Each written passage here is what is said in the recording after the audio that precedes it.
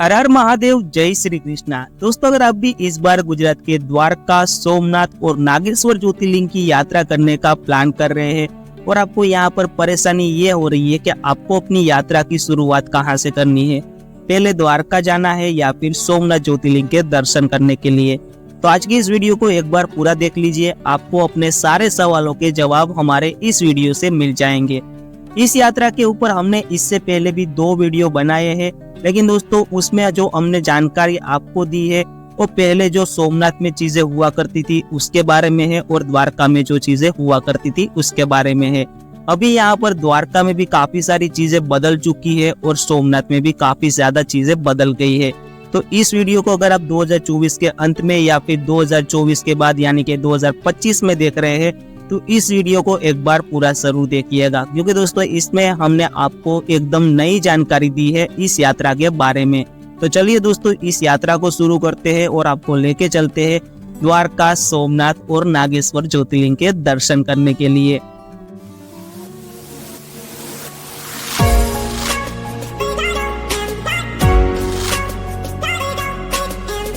तो दोस्तों सबसे पहले बात करते हैं हमें हमारी यात्रा की शुरुआत कहाँ से करनी है, द्वारका से या फिर सोमनाथ से। तो दोस्तों यहाँ पर आप अपनी यात्रा कहीं से भी शुरू कर सकते हैं। आप द्वारका से भी कर सकते हैं और सोमनाथ से भी कर सकते हैं। आपको दोनों जगहों में से समय उतना ही लगेगा, खर्चा भी उतना ही आएगा। कि इस वीडियो में हम हमारी यात्रा द्वारका से शुरू कर रहे हैं और यहाँ पर सोमनाथ में हम अपनी यात्रा की समाप्ति करेंगे।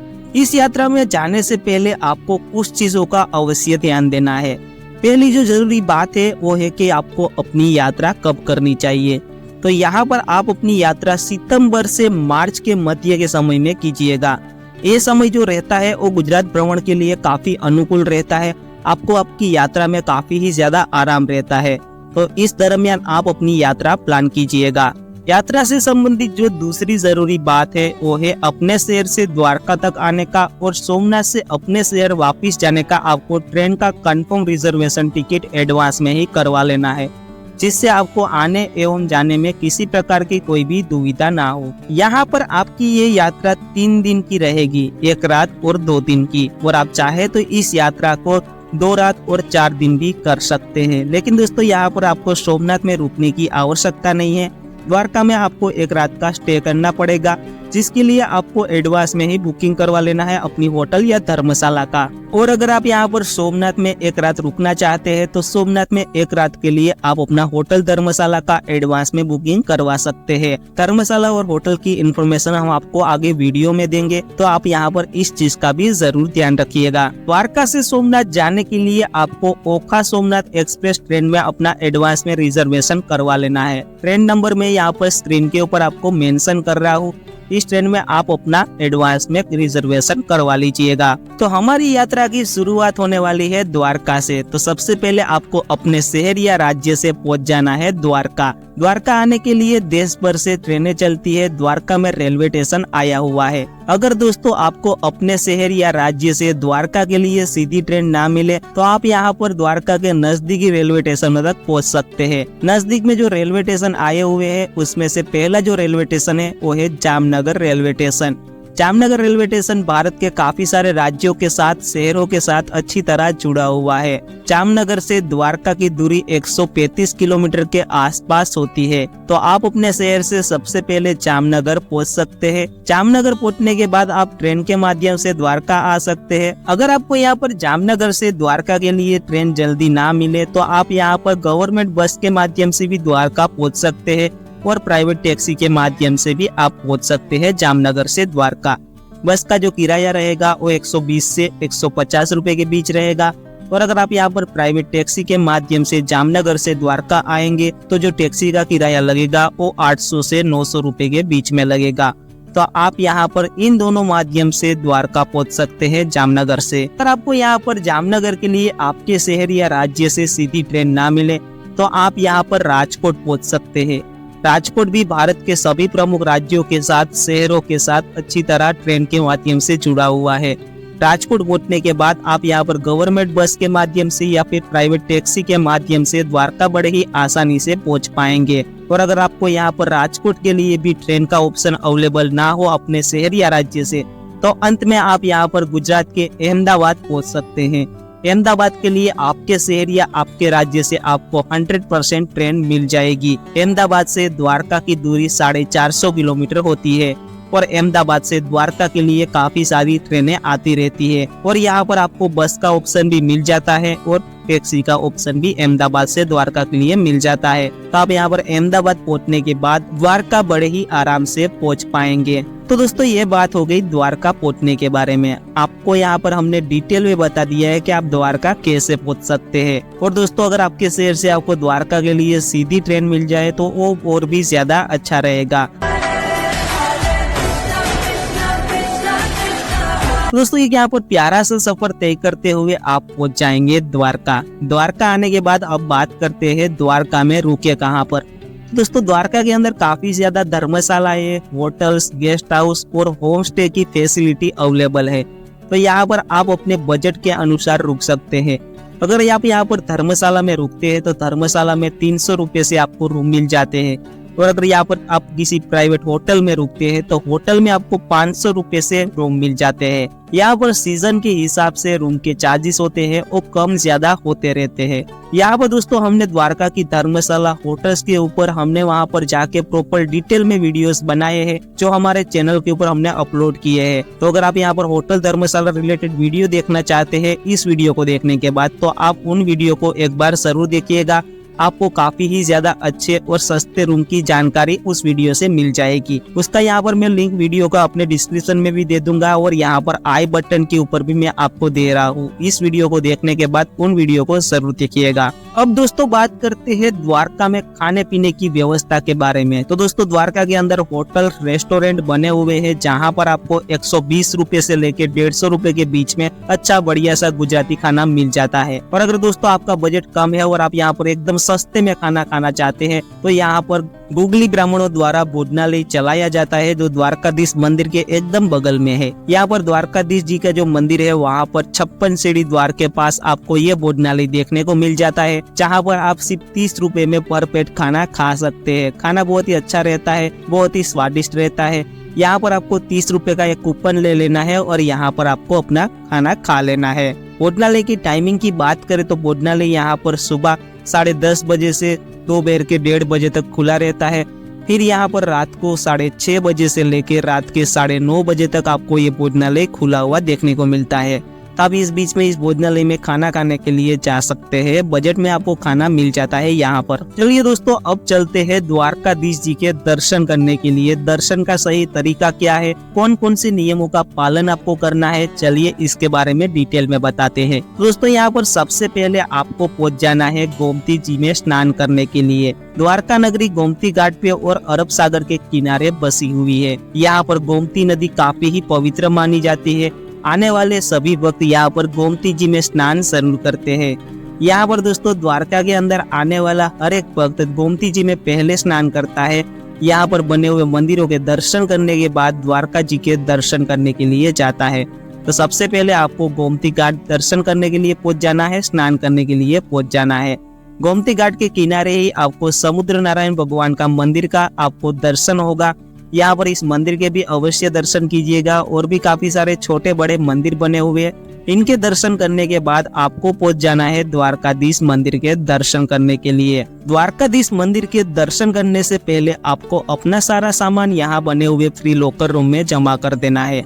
मंदिर के अंदर कोई भी चीज आप लेके नहीं जा सकते हैं, ना मोबाइल फोन ना बैग। तो आपको अपना सारा सामान यहाँ बने हुए फ्री लॉकर में जमा करने के बाद यहाँ पर मंदिर के अंदर जाने के 2 द्वार बने हुए हैं, जिसमें से पहला द्वार है स्वर्ग द्वार और दूसरा है मोक्ष द्वार। जिसमें से आपको यहाँ पर स्वर्ग द्वार से मंदिर में प्रवेश करना है। यहाँ पर मंदिर के अंदर जाने से पहले आपका चेकिंग भी होता है। अगर आपने यहाँ पर छोटे कपड़े पहने होंगे तो आपको मंदिर के अंदर प्रवेश नहीं मिलेगा। तो यहाँ पर स्वर्ग द्वार से मंदिर में प्रवेश कर लीजिए। मंदिर की भव्यता और दिव्यता देख के आप भी आश्चर्यचकित हो जाएंगे। मंदिर काफी ही दिव्य शैली में बनाया गया है, काफी अद्भुत मंदिर बना हुआ है। मंदिर के अंदर और भी काफी सारे मंदिर आए हुए हैं जिनके भी आपको दर्शन कर लेने हैं। यहाँ पर चांदी के सिंहासन पे द्वारकाधीश जी विराजमान है। बहुत ही अद्भुत दर्शन आपको प्राप्त होंगे। मन ही मन राधे राधे जय श्री कृष्ण का जयकारा लगाइए। यहाँ पर आपको काफी सारे पंडित लोग भी मिलेंगे जो आपको यहाँ पर पैसे लेके आपको शीघ्र दर्शन करवाने का दावा करेंगे। लेकिन दोस्तों यहाँ पर आपको किसी प्रकार का कोई भी किसी को पैसा नहीं देना है, अपने दर्शन का नंबर का आने का वेट करना है। आराम से धीरे धीरे मंदिर के अंदर प्रवेश करते हुए लाइन से होते हुए आपको यहाँ पर भगवान श्री कृष्ण के दर्शन को प्राप्त करना है। तो यहाँ पर मंदिर के बाहर आप दर्शन करते हुए मोक्ष द्वार से बाहर आ जाइए। मोक्ष द्वार से आपको बाहर आते वक्त आपको 56 सीढ़ी वाला रास्ता देखने को मिलेगा। यहाँ पर आपको इन सीढ़ियों से होते हुए बाहर आ जाना है। मंदिर के ऊपर जो ध्वजा है वो दिन में 5 बार बदली जाती है। तो यहाँ पर इस दिव्य ध्वजा का भी दर्शन अवश्य कीजिएगा। कहा जाता है कि द्वारकाधीश जी की इस ध्वजा का सिर्फ आप दर्शन कर लेते हैं तो आपकी द्वारका की यात्रा सफल हो जाती है। द्वारकाधीश जी आपकी यात्रा को स्वीकार कर लेते हैं। तो यहाँ पर इस भव्य और दिव्य ध्वजा के भी दर्शन अवश्य कीजिएगा और यहाँ से आप मंदिर के बाहर आ जाइएगा। भगवान श्री कृष्ण के दर्शन करने के बाद अब आपको वापस आ जाना है गोमती घाट। गोमती घाट अगर आप यहाँ पर सुबह के टाइम में आते हैं तो आप गोमती नदी के दूसरे किनारे गोमती नदी में चल के भी जा सकते हैं। लेकिन दोस्तों जैसे जैसे यहाँ पर दिन बढ़ता है वैसे वैसे गोमती नदी में पानी वापस बढ़ जाता है। तो यहाँ पर आप फिर नाव के माध्यम से दूसरे किनारे जा पाएंगे। नाव का जो किराया रहता है वो 50 से 100 रुपए रहता है। यहाँ पर सीजन के हिसाब से नाव का जो किराया रहता है वो कम ज्यादा होता रहता है। वैसे तो यहाँ पर सुदामा सेतु भी बना हुआ है जो एक केबल ब्रिज है। इसके माध्यम से भी आप दूसरे किनारे जा सकते हैं। लेकिन किसी कारण सर यहाँ पर इस सुदामा सेतु को अभी बंद करके रखा गया है। तो यहाँ पर सिर्फ आप इसको अभी देख सकते हैं, इसके ऊपर आप नहीं जा सकते। यहाँ पर गोमती नदी के दूसरे किनारे जैसे ही आप पहुँच जाएंगे तो यहाँ पर आपको 5 पांडवों के कुंड देखने को मिलेंगे। यहाँ पर ये समुद्र के एकदम नजदीक होने के बावजूद इन कुंडों में आपको मीठा पानी देखने को मिलता है। तो यहाँ पर आप इस 5 पांडवों के कुंड तक जाने के बाद यहाँ पर मीठा पानी भी इन कुंड का पी सकते हैं। इसी की बगल में आपको श्री लक्ष्मी नारायण मंदिर के दर्शन होते हैं। इस मंदिर के दर्शन करने के बाद अब आपको जाना है द्वारका बीच। द्वारका बीच पे जाने के बाद आप वहाँ पर काफी सारी वाटर एक्टिविटीज भी कर सकते हैं, कैमल राइडिंग भी कर सकते हैं और यहाँ पर थोड़ा समय बिता सकते हैं। और यहाँ पर फिर आपको वापिस से द्वारका के मंदिर तक आ जाना है और यहाँ पर लोकल मार्केट में घूमना है। यहाँ पर आप काफी सारी चीजें परचेज कर सकते हैं। यहाँ पर काफी सारी चीजें आपको मिल जाती है। ऐसे ही आपका पूरा दिन द्वारका में बीत जाएगा। अब दोस्तों यहाँ पर आपको दूसरे दिन सुबह यहाँ पर आसपास में जो भी दर्शनीय स्थल आए हुए हैं द्वारका के, उन सभी जगहों को घूमने के लिए जाना है। तो यहाँ पर आपको सुबह के टाइम में ऑटो रिक्शा के माध्यम से या टैक्सी के माध्यम से इन सारी जगहों को घूमने के लिए निकल जाना है। यहाँ पर ऑटो रिक्शा का जो किराया रहता है वो 800 से 900 रुपए रहता है और टैक्सी का जो किराया रहता है वो 1000 से 1500 रुपए रहता है। तो आप यहाँ पर अपने बजट के अनुसार किसी भी एक साधन के माध्यम से इन सभी जगहों को घूमने के लिए जा सकते हैं। और दोस्तों अगर आप यहाँ पर द्वारका अकेले आ रहे हैं तो यहाँ पर आपको बाइक भी रेंट पे मिल जाती है जिसका किराया 500 रुपए रहता है प्लस पेट्रोल आपको डालना होता है। तो दोस्तों यहाँ पर आप अगर अकेले हैं तो आपको यहाँ पर बाइक के साथ अपनी यात्रा आसपास की जगहों की करनी चाहिए। तो दोस्तों यहाँ पर आप ऑटो के माध्यम से सभी प्रमुख दर्शनीय स्थलों पर जाते हैं तो सबसे पहले आपको पहुंचना होगा यहाँ पर माता रुक्मणी देवी के मंदिर के दर्शन करने के लिए। रुक्मणी देवी भगवान श्री कृष्ण की पत्नी है और यहाँ पर द्वारका मंदिर से 3 किलोमीटर की दूरी पर उनका ये मंदिर बना हुआ है।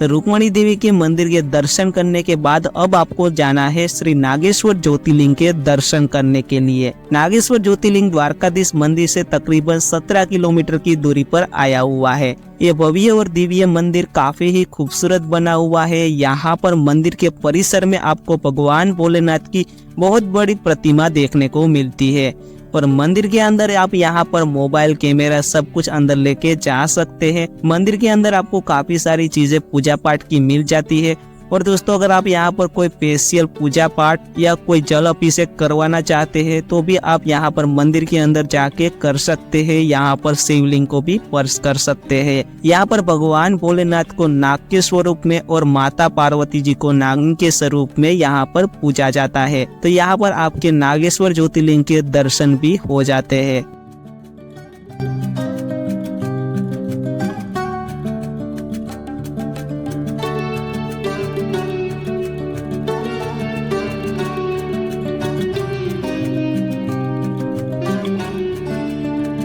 नागेश्वर ज्योतिर्लिंग के दर्शन करने के बाद अब आपको जाना है गोपी तालाब।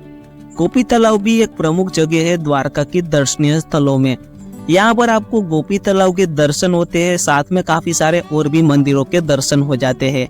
यहाँ पर इस तालाब में गोपी चंदन नाम की मिट्टी पाई जाती है, जो यहाँ पर आने वाले भक्त अपने साथ में पूजा पाठ के लिए ले जाते हैं। तो यहाँ पर अपनी द्वारका की यात्रा में गोपी तालाब भी जरूर आइएगा। गोपी तालाब के दर्शन करने के बाद अब आपको जाना है बेट द्वारका, जिसे बेट द्वारका भी कहा जाता है। बेट द्वारका इसीलिए इस जगह को कहा जाता है क्योंकि यहाँ पर भगवान श्री कृष्ण और सुदामा जी का मिलन हुआ था, यानी कि भेंट हुई थी, इसलिए इसको बेट द्वारका कहा जाने लगा। यहाँ पर भगवान श्री कृष्ण निवास करते थे, यहाँ पर उनका घर था और भगवान श्री कृष्ण द्वारका में शासन किया करते थे। बेट द्वारका जाने के लिए पहले लोग यहाँ पर नाव के माध्यम से जाया करते थे, लेकिन अब यहाँ पर केबल ब्रिज का निर्माण हो गया है। इस ब्रिज का नाम है सुदर्शन सेतु। तो आप यहाँ पर सुदर्शन सेतु से होते हुए बेट द्वारका अब बड़े ही आसानी से पहुँच पाएंगे, अपनी खुद की कार से, ऑटो से या बस के माध्यम से। यहाँ पर जाने के बाद आपको बेट द्वारका में भगवान श्री कृष्ण के भव्य मंदिर के दर्शन होते हैं। यहाँ पर यह मंदिर उसी जगह पे बना हुआ है जहाँ पर भगवान श्री कृष्ण का घर हुआ करता था, जहाँ पर वो निवास किया करते थे। तो यहाँ पर जो मंदिर के अंदर आपको भगवान श्री कृष्ण की मूर्ति के दर्शन होते हैं, वो द्वारका में जैसी उनकी मूर्ति है वैसी ही मूर्ति यहाँ पर बनी हुई है, लेकिन इस मूर्ति का निर्माण उनकी पत्नी रुक्मणी देवी जी ने किया है। यहाँ पर उनकी ये मूर्ति के आपको दर्शन प्राप्त होंगे। यहाँ पर दर्शन कर लीजिए, थोड़ा समय बिताइए बेट द्वारका में। उसके बाद दोस्तों आपको यहाँ से जाना है शिवराजपुर बीच। शिवराजपुर बीच काफी खूबसूरत बीच बना हुआ है। इस बीच को ब्लू फ्लैग मिला हुआ है। बीच के ऊपर जाने के लिए आपको 30 रुपए का टिकट लेना होता है। 30 रुपए का टिकट लेके आप बीच पे पहुंच जाएंगे। बीच पे जाने के बाद आप काफी सारी वाटर एक्टिविटीज कर सकते हैं। काफी सारी फास्ट फूड की दुकानें बनी हुई है जहां पर आप नाश्ता भी कर सकते हैं। और यहाँ पर अगर आप सनसेट का मजा लेना चाहते हैं तो थोड़ा शाम के समय में जाइएगा, तो आपको काफी खूबसूरत सा सनसेट देखने को मिलेगा। तो आप यहाँ पर थोड़ा समय बिताने के बाद शाम के तकरीबन 6:30-7 बजे तक वापस आपको द्वारका लौट आना है। तो दोस्तों यहाँ पर शाम के 7 बजे तक आप द्वारका वापस लौट आएंगे। तो आपको यहाँ पर होटल धर्मशाला से अपना सामान ले लेना है और रेलवे स्टेशन पहुंच जाना है। रेलवे स्टेशन से आपकी ट्रेन 8:30 बजे निकलेगी और सोमनाथ आपको सुबह 5:30 बजे तक पहुंचा देती है। अब रेलवे स्टेशन से ऑटो के माध्यम से आपको सोमनाथ मंदिर तक पहुंच जाना है।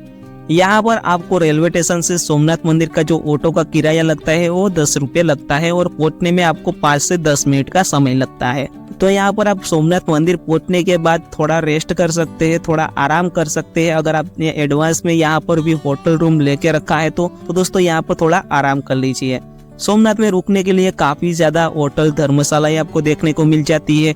यहाँ पर सोमनाथ ट्रस्ट के खुद के रूम भी बने हुए हैं। और दोस्तों सोमनाथ में आपको काफी सस्ते में रुकना चाहते हैं, कम प्राइस में रुकना चाहते हैं तो दोस्तों उसके ऊपर भी हमने वीडियो बनाए हैं, सोमनाथ जाके बनाए हुए हैं। तो उन वीडियो को भी आप देख सकते हैं, हमारे चैनल के ऊपर हमने अपलोड किए हैं। लिंक हम आपको डिस्क्रिप्शन में दे देंगे और यहाँ पर आई बटन के ऊपर भी आपको मेंशन हो रहा होगा। इस वीडियो को देखने के बाद उस वीडियो को भी आप देख सकते हैं। तो दोस्तों यहाँ पर सोमनाथ के अंदर आप अच्छी जगह पे रुकने की व्यवस्था ढूंढ लीजिए।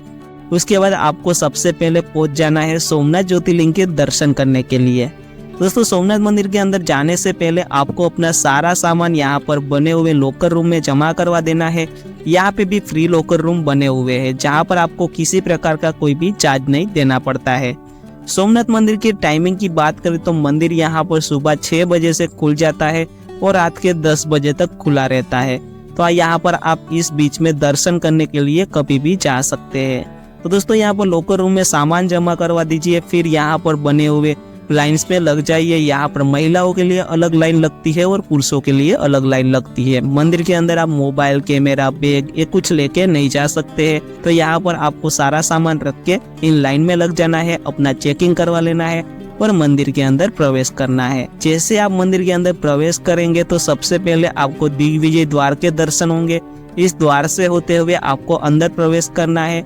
यहाँ पर आपका वापिस चेकिंग होता है, चेकिंग करवा लीजिए और आप सोमनाथ मंदिर के परिसर में पहुंच जाइए। अब दोस्तों यहाँ पर सोमनाथ मंदिर का भव्य और दिव्य नजारा आपको देखने को मिलेगा। काफी ही खूबसूरत से माहौल में ये मंदिर बना हुआ है, काफी ही बड़ा मंदिर है। तो दोस्तों यहाँ पर धीरे धीरे भक्तों के साथ लाइन में लग जाइए और अपने दर्शन के आने का इंतजार कीजिए। आपको यहाँ पर धीरे धीरे लाइन में बढ़ना है, मन ही मन हर हर महादेव जय सोमनाथ का नारा लगाना है। यहाँ पर आपको भगवान भोलेनाथ की शिवलिंग के दर्शन प्राप्त होंगे। यहाँ पर बहुत ही विशाल और भव्य भगवान शिव जी की सोमनाथ ज्योतिर्लिंग बनी हुई है। तो यहाँ पर सोमनाथ ज्योतिर्लिंग को सोमेश्वर ज्योतिर्लिंग के नाम से जाना जाता है। तो यहाँ पर भगवान भोलेनाथ के दर्शन कर लीजिए। आपको मुश्किल से 15 से 20 सेकंड का समय मिलता है भगवान भोलेनाथ के दर्शन करने का। तो मन ही मन भोलेनाथ जी का नारा लगाइए और दर्शन करते हुए बाहर आ जाइए। मंदिर के अंदर और भी काफी सारे छोटे बड़े मंदिर बने हुए हैं, उनके दर्शन कर लीजिए। यहाँ से आपको समुद्र का खूबसूरत सा नजारा देखने को मिलता है, तो उन नजारों को भी एंजॉय कीजिए। दोस्तों अब बात करते हैं सोमनाथ मंदिर के अलावा आप सोमनाथ में और कौन कौन सी जगहों पर घूमने के लिए जा सकते हैं, दर्शन करने के लिए जा सकते हैं। तो सोमनाथ मंदिर के एकदम पास में आपको देखने को मिल जाता है पुराना सोमनाथ मंदिर। इस मंदिर का निर्माण रानी अहल्याबाई ने करवाया था। यहाँ पर आपको रानी अहल्याबाई की प्रतिमा भी देखने को मिलती है। यह मंदिर 2 मंजिला है। यहाँ पर दोनों मंजिल पे आपको भगवान शिव जी के शिवलिंग के दर्शन होते हैं।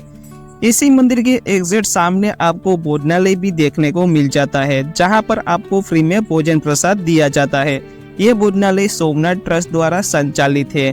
यहाँ पर अगर आप भोजन करने के लिए जाना चाहते हैं तो यहाँ पर आपको सुबह 11:30 बजे से लेकर दोपहर के 2:30 बजे तक भोजन मिल जाता है।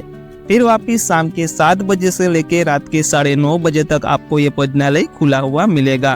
तो दोस्तों यहाँ पर आप भोजन करने के लिए भी अपनी यात्रा में जरूर जाइएगा। अब दोस्तों वापिस से आपको आ जाना है लोकर काउंटर्स पे। लोकर काउंटर के पास आने के बाद आपको यहाँ पर एक बस देखने को मिल जाती है, जो यहाँ पर हर एक आधे घंटे में आती रहती है। इस बस में आपको बैठ के आसपास के सभी दर्शनीय स्थलों पर घूमने के लिए जाना है। वैसे दोस्तों आप चाहे तो प्राइवेट ऑटो के माध्यम से भी जा सकते हैं, लेकिन उसमें आपको ज्यादा किराया लगता है, तकरीबन 600 से 700 रुपये लग जाता है, जो आसपास के सभी दर्शनीय स्थलों पर घुमाने के बाद वापिस से आपको सोमनाथ मंदिर छोड़ देते हैं ऑटो वाले। लेकिन दोस्तों यहाँ पर ये बस का माध्यम है वो बहुत ही ज्यादा सस्ता है। आपको इसमें सिर्फ 30 रुपये का टिकट लगता है, जो सभी प्रमुख दर्शनीय स्थल है वहाँ पर आपको लेके जाते हैं। सभी मंदिरों के दर्शन करवाने के बाद वापिस से यहाँ पर आपको छोड़ देते हैं। तो मैं आपको सजेस्ट करूंगा कि आप इस बस के माध्यम से ही सभी मंदिरों के दर्शन करने के लिए जाइएगा। सबसे पहले आप पहुंचेंगे श्री राम मंदिर के दर्शन करने के लिए। यह मंदिर परशुराम मंदिर के नाम से भी पहचाना जाता है। काफी ही भव्य और दिव्य मंदिर बना हुआ है। मंदिर के अंदर आपको भगवान श्री राम, लक्ष्मण जी और सीता जी के दर्शन प्राप्त होते हैं। काफी ही खूबसूरत मूर्तियां बनी हुई है। तो यहाँ पर दर्शन करने के बाद अब आप पहुंचेंगे त्रिवेणी महासंगम। यहाँ पर आपको 3 नदियों का संगम देखने को मिलता है, हिरण, कपिला और सरस्वती। तो यहाँ पर काफी अच्छा माहौल है, काफी खूबसूरत घाट बना हुआ है। यहाँ पर दूर दूर से लोग यहाँ पर पूजा पाठ करवाने के लिए आते हैं, पर आप चाहे तो यहाँ पर त्रिवेणी संगम में स्नान भी कर सकते हैं। फिर इसी के बगल में आपको कामनाथ महादेव का भव्य मंदिर देखने को मिलता है। जिस मंदिर के अंदर और भी काफी सारे मंदिर बने हुए हैं, जिनके आपको दर्शन कर लेने हैं। फिर इसी के बगल में आपको बहुत ही प्राचीन और भव्य सूर्य मंदिर के दर्शन प्राप्त होंगे, और उसी के बगल में आपको सूर्य कुंड भी देखने को मिलता है। और उसी के एकदम एग्जैक्ट सामने ही आपको 5 पांडव गुफा और माता हिंगलाज माता की गुफा के दर्शन होते हैं। तो यहाँ पर इन सभी मंदिरों के दर्शन करने के बाद आपकी बस रहेगी, वो आपको लेके जाएगी गोलकधाम तीर्थ। गोलकधाम तीर्थ काफी दिव्य और पवित्र जगह है। भगवान श्री कृष्ण यहाँ पर पंच तत्वों में लीन हो गए थे और वैकुंठ यहाँ से चले गए थे। तो यहाँ पर आने के बाद आपको काफी सारे मंदिरों के दर्शन होते हैं। श्री कृष्ण भगवान के चरण पादुका के दर्शन होते हैं। तो सभी मंदिरों के दर्शन अवश्य कर लीजिएगा। फिर यहाँ से आपको दर्शन करने के बाद आपकी बस रहेगी, वो सीधा लेके जाएगी पालका तीर्थ। पालका तीर्थ भी सोमनाथ की यात्रा में एक महत्वपूर्ण दर्शनीय स्थल है, क्योंकि जब भगवान श्री कृष्ण यहाँ पर आए थे, पीपल के पेड़ के नीचे वो विश्राम कर रहे थे, तब यहाँ पर जरा नामक शिकारी ने यहाँ पर भगवान श्री कृष्ण की पैर में जो आग बने हुए निशान था उसके ऊपर तीर चला दिया था, हिरण की आग समझ के, और यहाँ पर भगवान श्री कृष्ण ने अपने देह को त्याग किया था। तो वो ये यहाँ पर ये जगह आई हुई है जिसे पालका तीर्थ के नाम से जाना जाता है। तो यहाँ पर आपको भगवान श्री कृष्ण के लेटी हुई मुद्रा में दर्शन प्राप्त होते हैं। शिकारी यहाँ पर आपको देखने को मिलता है भगवान श्री कृष्ण से माफी मांगते हुए, और वो पीपल का पेड़ आज भी इस मंदिर के अंदर मौजूद है जहाँ पर भगवान श्री कृष्ण विश्राम कर रहे थे। तो इस भव्य और दिव्य मंदिर के दर्शन भी अवश्य कर लीजिएगा अपनी सोमनाथ की यात्रा में। फिर कब आना हो आपका यहाँ पर, तो यहाँ पर इस मंदिर के दर्शन करना भी ना भूले। फिर आपकी बस आपको लेके जाएगी बाणगंगा। आपको यहाँ पर 3 शिवलिंग के दर्शन होते हैं समुद्र के अंदर। आपको यहाँ पर बाणगंगा जब आपकी बस पहुंचाएगी तो यहाँ पर ये तीनों शिवलिंग के आपको दर्शन कर लेने हैं। यहाँ पर समुद्र इन शिवलिंग के ऊपर अपने पानी से अभिषेक करता है। बाणगंगा के दर्शन करने के बाद यहाँ पर बगल में पिंड भंजन महादेव का मंदिर आया हुआ है, उस मंदिर के भी आपको दर्शन कर लेने हैं। ये सभी जगहों को घूमने के बाद आपकी बस आपको वापिस सोमनाथ मंदिर के परिसर तक छोड़ देगी। अब दोस्तों यहाँ पर आपको जाना है सोमनाथ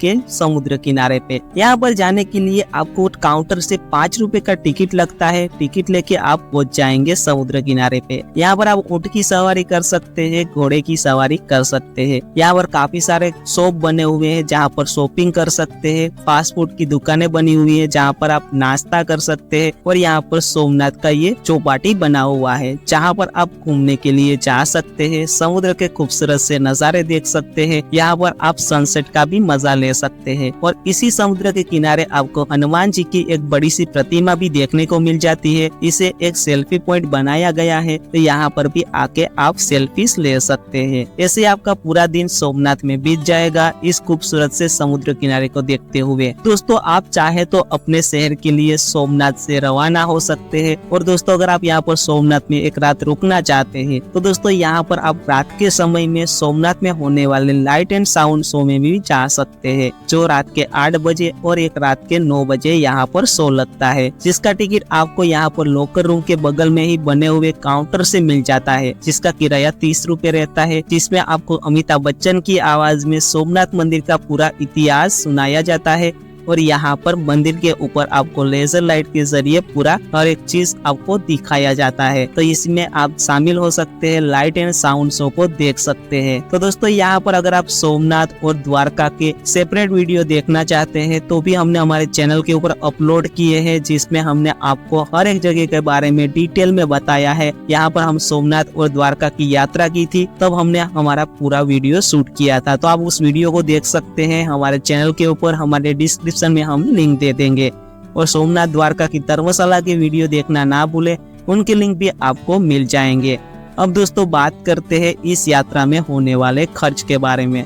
तो दोस्तों यहाँ पर व्यक्ति आपको जो खर्च आता है वो 7 से 8 हजार रुपये का खर्च आता है, जिसमें आपके आने एवं जाने का जो खर्च रहता है अपने शहर से, तो दोस्तों वो आपको अलग से जोड़ना होगा। यहाँ पर जो द्वारका आने से लेके आपके सोमनाथ आने तक का जो खर्च है वही हमने इस वीडियो में आपको बताया है। आपके शहर से आने एवं जाने का जो खर्च होगा वो आपको यहाँ पर अलग से जोड़ लेना होगा। तो दोस्तों यहाँ पर हमने आपको द्वारका, सोमनाथ और नागेश्वर की यात्रा के बारे में संपूर्ण जानकारी दे दी है।